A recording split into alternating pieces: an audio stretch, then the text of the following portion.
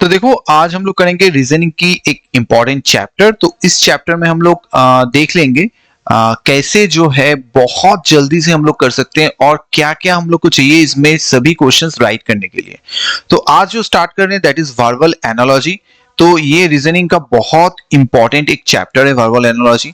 तो verbal analogy में हम लोग जो है इसको तीन भाग में बांटे हैं। एक तो है वर्ड रिलेटेड, जैसे आप देख ही सकते हो ये एग्जांपल है वर्ड है। नेक्स्ट जो है वो अल्फाबेट रिलेटेड है, अल्फाबेट जहां पे हम लोग मान लो ए क्यू आर इस टू दिया हुआ है ऐसे करके देते हैं, वो अल्फाबेट है। नंबर थर्ड है नंबर रिलेटेड, ठीक है, जैसे 2:8 तो 3:2 क्या होगा, ऐसे करके तीन कैटेगरी में हम लोग बांटे। तो यहाँ पे देखो ऑलमोस्ट हर चैप्टर में अराउंड 70 क्वेश्चन हम लोग सॉल्व करेंगे। तो पहले 10 क्वेश्चन होगा जिसको हम लोग बेसिक आपको आइडिया देने के लिए कैसे हम लोग सॉल्व करेंगे। नेक्स्ट जो है वो तीन हम लोग और करेंगे जहां पे हम लोग आपका टोटल प्रैक्टिस और कर सकते हैं, जो सो दैट आपका जो है चैप्टर और ग्रिप में आ जाए।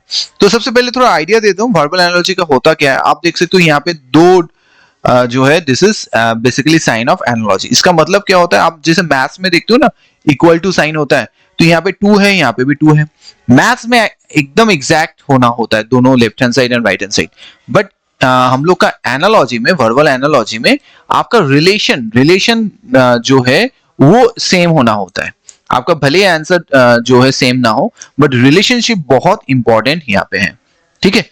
तो यही कॉन्सेप्ट है। तो यहाँ पे जो रिलेशनशिप होगा, जैसे यहाँ पे हम लोग देख सकते हैं इंसेक्ट्स का इंटोमोलॉजी से साथ क्या रिलेशन है। तो बेसिकली क्या है, इंटोमोलॉजी जो है वो इंसेक्ट्स का एक ब्रांच ऑफ साइंस है जो डील करता है इंसेक्ट से। तो ये रिलेशन यहाँ पे बैठ रहा है।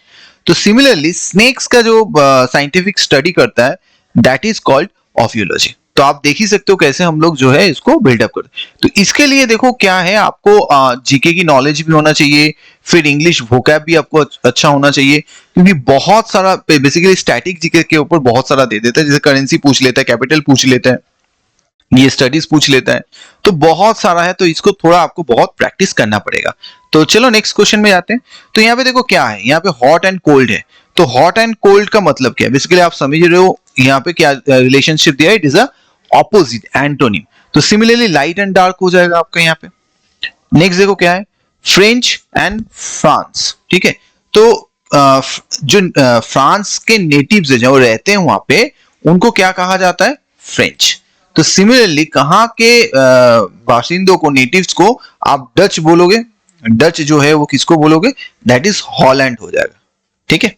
नेक्स्ट चलते हैं, वॉलेट इज टू मनी। तो आपका डबल इज टू क्या हो जाएगा, इन्वेलप में क्या रहता है, बेसिकली इन्वेलप में लेटर रहता है। नेक्स्ट देखो क्या है, आपका वैकेशन हॉलीडे। तो वैकेशन मतलब छुट्टी होना, और वोकेशन क्या है, तो वोकेशन का मतलब होता है कैरियर। तो ये क्या रिलेटेड है, this are similar words. Eyes tears दिया हुआ है, तो सिमिलरली कौन सा इसमें होगा, तो देखो क्या है, आई से टीयर्स आता है, आई से ही जो है आंसू आते हैं ना। तो सिमिलरली वॉल्केनो से ही लावा आता है, तो आपका 3 हो जाएगा आंसर। नेक्स्ट देखो, पर्च फ्रेश वाटर। तो पर्च जो है ये आपको क्या है, ये बेसिकली ये एक स्पीसीज है जो आपको फ्रेश वाटर में अच्छे पानी में मिलता है, और तो खारे पानी में क्या मिलता है, दैट इज कॉड, ये स्पीसीज है। एक्सरसाइज हम लोग कहां पे करते हैं, इट इज इन जिम। तो खाना हम लोग कहां करते हैं, दैट इज रेस्टोरेंट। नेक्स्ट देखो, पेशेंट जो है वो फॉलर बेड है। मतलब आप देखोगे जब कोई पेशेंट को सुलाया जाता है तो वो अगर उठ नहीं पाए तो उसका बेड को जो है बेंड किया जाता है, तो that is called Fowler bed. तो सिमिलरली कैसे हो सकता है, तो बेबी को हम लोग लेके घुमाने के लिए, मूव करने के लिए क्या यूज करते हैं, दैट इज क्रेडल। लास्ट देख लेते हैं, कारपेंट्री जो है एक स्किल है। तो सिमिलरली आप अगर देखोगे तो सिंगिंग जो है इट्स अ टैलेंट, ठीक है।